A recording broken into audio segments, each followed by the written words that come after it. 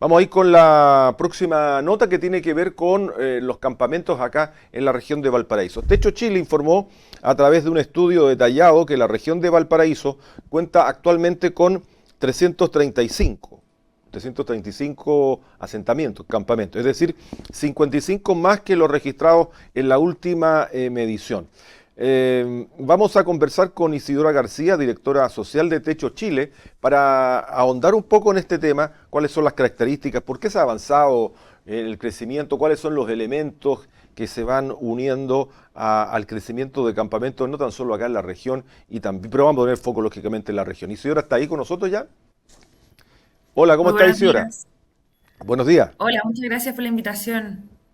Bueno, el incremento de los asentamientos irregulares es una tendencia que no debería llamar la atención porque uno los ve a diario, ¿no?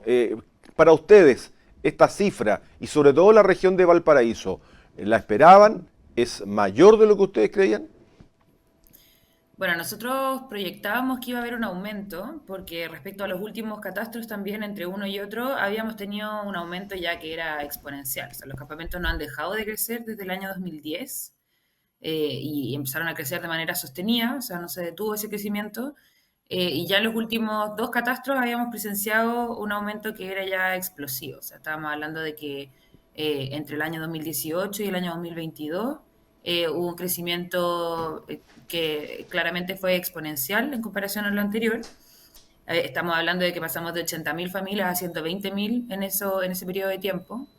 Y ahora, bueno, presentamos un crecimiento nuevamente de un 10% alrededor de campamento, que claro, no es el mismo crecimiento que habíamos tenido antes, o sea, hay una desaceleración, pero sigue habiendo un crecimiento sostenido que claramente es preocupante, entonces estaba dentro de nuestra proyección, pero lo que buscamos también es generar este sentido de urgencia que nosotros tenemos en el trabajo con las familias de campamento, porque sabemos que la mayoría de ellas se encuentran en condiciones muy precarias.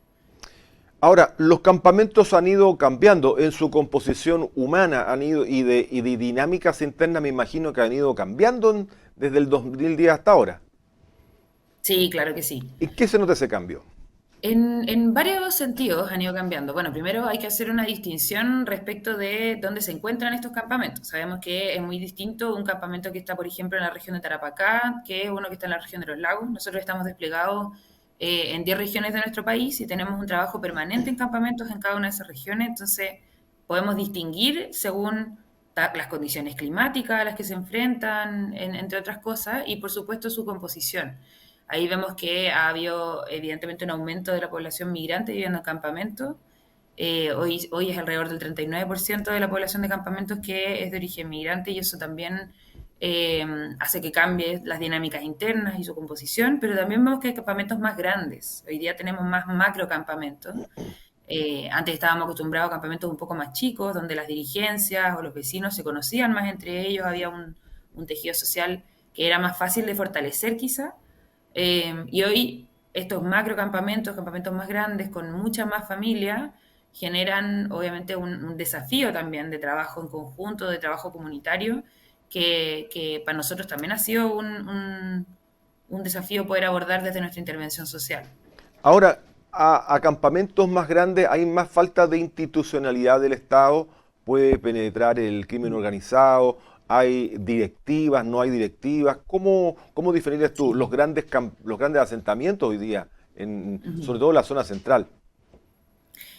Sí, bueno, depende del macrocampamento. Hay ¿Ya? macrocampamentos donde efectivamente hay mucha organización y se organizan en base a pasajes, hay delegados por pasaje y esos delegados se comunican con una directiva más central, pero depende mucho del macrocampamento. Por supuesto que es más difícil la organización y más difícil también la cohesión interna dentro de esos campamentos. Y ahí algo que se genera, como dices tú, no creo que solo en los macrocampamentos, yo creo que esto es algo bastante generalizado y Ujú. que nosotros venimos alertando hace mucho tiempo, la falta de presencia del Estado en los campamentos, porque creemos que esa falta de institucionalidad pública, no solamente a través de policías, que también, sino que también a través de servicios sociales, en fin, lo que genera es justamente un terreno fértil para que entren organizaciones criminales, todo lo que queremos que no entre en el fondo, el narcotráfico, entre otras cosas, las bandas, y eso lo señalan también las dirigentes con las que nosotros trabajamos, que nos dicen, si no entra Carabineros acá, si no hay presencia de la institucionalidad en sus distintas formas, lo que ocurre es que sale una familia por algún motivo, porque accede a un subsidio o porque se va a ubicar a otro lugar, y ese terreno queda vacío, nadie se hace cargo de que eso no se vuelva a ocupar, y frente a una banda criminal que viene a instalarse en el lugar, por supuesto que la dirigente ya no tiene cómo tener control de ese espacio. Entonces, eso genera algo que es doblemente preocupante, porque primero se instala ahí un foco de narcotráfico que afecta a toda la ciudad, pero también afecta primero a esas familias que ya estaban ahí y que ya se encontraban en condiciones precarias. Entonces hay ahí una doble afectación en su condición ya de campamento, de distinta, que ya es una forma de exclusión. Ahora sumarle también un foco de inseguridad que hace que las personas, no sé, a mí me han dicho algunas vecinas, ya no puedo salir ni en verano ni en invierno de mi casa porque me da miedo. Entonces, ahí hay un tema en esa como falta de presencia del Estado en estos lugares. Creemos que hay uno de los factores de riesgo más grande para las familias que ya viven ahí. Estamos conversando con Isidora García, directora social de Techo Chile, a propósito de las cifras entregadas sobre los campamentos acá en la región de Valparaíso, que llamo ahí sobre eso. Ahora, ¿hay motivos determinados que influyan en la creación de campamentos, de macrocampamentos, hitos fundamentales que hayan provocado que las personas tengan efectivamente que instalarse? Sí. Bueno, lo que uno ve cuando mira el gráfico de evolución de los campamentos es que esto no ha dejado de crecer desde el 2010, como decía antes, desde el año 2010-2011. Y ahí se puede distinguir que hay ciertos hitos, o sea, eventos más coyunturales que ocurren en estos últimos años, que hacen que esto aumente de manera más explosiva. Y en ese sentido uno puede ver que el aumento, por ejemplo, empieza el año 2011, después del terremoto, también hay otro aumento muy grande después del estallido social y otro aún quizá más grande o por ahí después de la pandemia. Bueno, que esos eventos también están muy cerca, entonces es difícil distinguir. Y, pero ahí, claro, hubo crisis económicas que marcan ese crecimiento de la cantidad de familias de campamentos y también de campamentos que se generan. Y eso da ciertas luces de que hay ciertos eventos más coyunturales que hacen que aumente la cifra y tienen que ver con crisis económicas principalmente. También lo que podemos ver es que además de esos aumentos más coyunturales o de ciertos hitos, hay un aumento que es sostenido. O sea, los campamentos igual todos estos años han crecido en una tasa promedio del 7% cada año desde el año 2010 en adelante. Y, y por otro lado, también tenemos las cifras y los datos que muestra nuestro Catastro Nacional de Campamentos y también el de MIMBU, que señalan que los principales motivos que las personas dicen por los cuales llegan a vivir a campamento son de índole socioeconómica. O sea, los primeros motivos son el alto costo de los arriendos, los bajos ingresos y la necesidad de independencia, o sea, dejar de ser allegado. Entonces, eh, todo indica que esto tiene una relación directa con el precio de la vivienda y con la crisis de acceso a la vivienda que estamos atravesando como país. No es casual también que tengamos las cifras más altas de déficit habitacional en los últimos 30 años, cuando tenemos también la cifra más alta de campamentos. Entonces hay ahí una relación y pareciera ser que los campamentos son un síntoma de una enfermedad o la punta del iceberg también de un problema mucho más estructural que tiene que ver con el difícil acceso a la vivienda que hay en nuestro país. Isidora, ¿qué mirada tienen ustedes también sobre los desalojos, que son una medida y una definición judicial, lógicamente, pero que tras ello lleva un gran drama humano en aquellos lugares donde se determina desalojar? Sí, bueno, los desalojos pueden ser por distintas vías, pueden ser por una orden judicial o también puede ser por la vía administrativa y lo que hemos Ujú. visto es que por ambos caminos en el fondo se están dictando más desalojos y yo creo que aquí hay varias cosas preocupantes. Primero, que lleguemos a el momento en que se dicta una orden judicial, porque en el fondo ahí las sentencias están para cumplirse y de lo contrario se debilita obviamente el Estado de Derecho. Pero la pregunta es, ¿por qué estamos llegando a este punto con esa familia? Y también otra pregunta es, ¿a dónde se van todas estas familias? Nosotros nos ha tocado acompañar varios casos de desalojo y la verdad es que aquí hay que ser muy claros en decir que los desalojos deben ser medidas de última ratio. Y aquí los desalojos no solucionan el problema de vivienda ni de campamento, sino que lo trasladan muchas veces. Lo que vemos nosotros es que muchas familias terminan ubicadas en situación de calle o en situación de allegamiento, hacinamiento. Entonces, aquí estamos produciendo un ciclo de precariedad, muchas veces interminable, donde hay familias que están compuestas por niños, personas mayores, adultos, en fin, que con un desalojo ocurre algo parecido a lo que pasa con una emergencia. Nosotros, esa es la comparación que hemos hecho, obviamente que no es igual, pero sí vemos que en los desalojos se produce algo similar a lo que nosotros vemos con una catástrofe, como las que atendemos, como Viña incluso el año pasado, que es que las familias pierden todo, pierden sus cosas materiales, pasa una máquina y se lleva todo lo que tenían, lo que habían construido y se habían demorado en construir años, donde habían invertido también, porque por supuesto que donde uno vive va invirtiendo para mejorar las condiciones de vida en el momento. Todo eso se pierde, entonces, y se pierden también las redes, hay niños que dejan de ir al colegio por días, semanas, meses incluso, y que terminan ubicados en otra comuna, muy lejos de las redes que ya habían construido y que habían mantenido, tanto con sus vecinos como también redes de salud, de trabajo.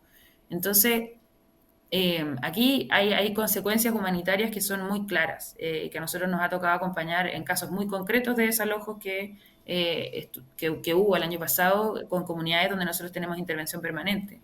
Y lo lamentable también es que no se acompañe esos casos de desalojo, que se entiende, hay desalojos que deben hacerse, cuando hay que construir un proyecto de vivienda social o hay algún privado en fin, hay una acción legal y se llega a una sentencia, esos desalojos deben cumplirse lamentablemente, pero se pueden hacer de mejor manera y se pueden hacer con medidas alternativas, con soluciones alternativas para que las personas no queden en la calle y no se produzcan hechos lamentables como los que ya hemos presenciado el año pasado.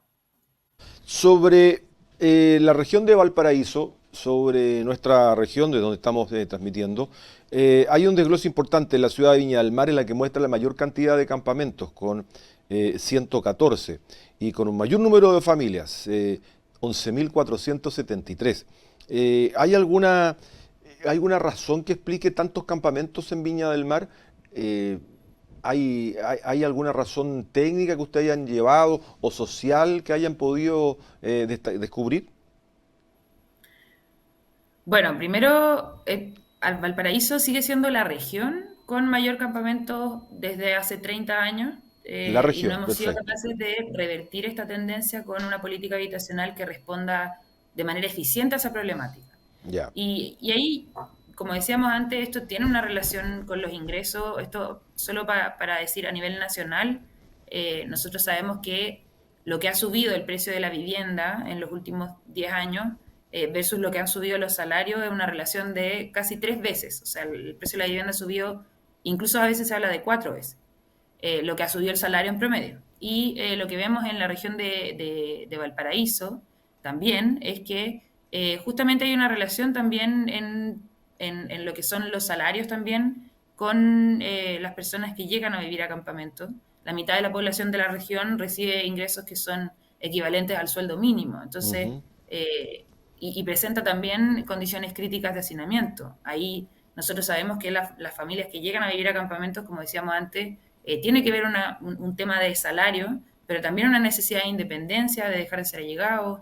Entonces, es como si Valparaíso fuera una olla a presión, al igual que las grandes ciudades. Aquí estamos hablando de que las grandes regiones que tienen más familias de campamento y más campamentos siguen siendo Valparaíso, Biobío y la región metropolitana que tiene casi el mismo número de campamentos que Antofagasta, pero sigue teniendo mucha más familia, la región metropolitana.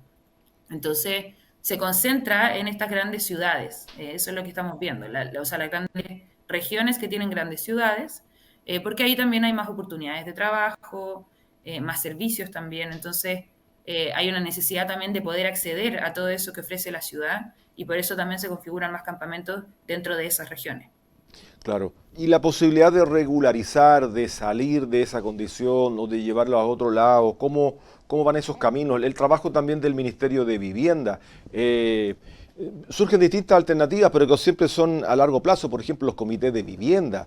Eh, que son una salida, pero pueden durar años hasta que se pueda concretar una casa propia. ¿Cuáles son los caminos más reales? Sí, bueno, ahí hay un estudio justo de la región que hizo déficit cero con la Pontificia Universidad Católica de Valparaíso el año Ujú. 2022, que señala que la mayoría de los campamentos en Valparaíso, o sea, las familias de campamentos se demoraban 20 años viviendo en un campamento para poder acceder a una solución habitacional. Y ahí, bueno, primero decir que algo que llama la atención y que especialmente se nota también en la región de Valparaíso con comités emblemáticos de vivienda que conocemos, de Manuel Bustos, Mesana y otros campamentos que sabemos están organizados hace mucho tiempo y hoy día están avanzando hacia la erradicación, o sea, se van a poder quedar donde están y dotar de servicios ahí también el territorio. Y no son solo esos, sino que lo que vemos es que la mayoría de los campamentos hoy día cuenta con una organización, cuenta con una directiva, incluso la mayoría tiene un comité de vivienda ya y cuenta con una personalidad jurídica activa. Entonces, estamos hablando de una demanda que hoy día está súper organizada eh, y que requiere también una oferta que sea acorde. Y en eso es lo que creo que estamos fallando. Hoy día tenemos un plan de emergencia habitacional que es una buena noticia para el país y que ha avanzado en una meta que es ambiciosa, 260.000 viviendas que se entreguen al final de este periodo de gobierno. Y eso que valorar y celebrar. Pero primero tiene que trascender, o sea, tiene que transformarse en una política de Estado y aquí hay una oportunidad especial para este gobierno de poder hacer que esto trascienda de su administración, convocando a todos los actores, ahora que se va a votar también la continuidad del plan de emergencia, pero tampoco sirve que se mantenga como está, porque hoy día el plan de emergencia no está llegando justamente a la población más vulnerable que es la de campamento.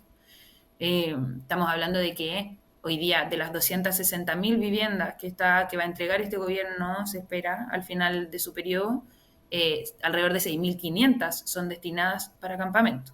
O sea, es un número que es bajísimo, considerando que si contamos todo el déficit habitacional, los campamentos son el 17% del déficit. O sea, a ese 17% se le está destinando un 2,5% de las viviendas, lo cual no es ni siquiera proporcional. Entonces, ahí hay algo preocupante de que, primero, se mantenga este plan de emergencia, se transforme en una política de Estado que trascienda a todos los gobiernos y, y además que se destine vivienda específicamente para este grupo también que forma parte del déficit habitacional y en condiciones muy extremas, que son los campamentos. Y Claro. ahí obviamente hay que distinguir, no todos los campamentos son iguales, no Mm. a todos les corresponden las mismas soluciones. Tenemos muchas diferencias entre campamentos y también dentro de los mismos campamentos hay mucha mixtura. Hay familias en condiciones mucho más precarias que otras, hay familias que por sus condiciones o por sus características no pueden acceder a una vivienda en propiedad y hay que pensar en una solución más transitoria. Pero lo que no podemos hacer es ignorar a este gran grupo de personas que hoy día presenta una necesidad de vivienda y generar bolsones de pobreza y de condiciones muy precarias con infancias que están creciendo en barrios sin iluminación, madres que están compatibilizando tareas de cuidado económicas en contextos muy adversos sin acceso a servicios básicos. Entonces, eh, no se puede ignorar que hoy día tenemos una necesidad, tenemos una emergencia habitacional, tenemos el número más alto de campamentos en los últimos 30 años y en ese sentido hay que ponerle sentido de urgencia y ponerlo en el centro de la discusión para el próximo gobierno también. Claro. Le sumo el proceso de reconstrucción que ha sido extremadamente lento y que ha afectado incluso también campamentos acá en la parte alta de Viña del Mar, Quilpué, una reconstrucción que también ha afectado a este sector más vulnerable, no todos, pero a sectores muy vulnerables y donde había una lentitud extrema en el tema de reconstrucción, algo ya conocido. Isidora García es directora social de Techo Chile. Muy interesante poder conversar contigo, Isidora, a propósito de estas cifras. Ustedes ven todo el país, pero a nosotros nos interesaba muchísimo atender estos 335 casos que son los de la región de Valparaíso, donde ustedes los tienen perfectamente individualizados y perfilados en sus problemas. Así que te agradezco mucho este contacto matinal. Muchas gracias a ti por Que el estés muy bien. espacio. Isidora García, directora social de Hecho Chile, conversando con nosotros. Ahí estábamos en detalle conociendo algunos aspectos de lo que tiene que ver con las dinámicas de los campamentos.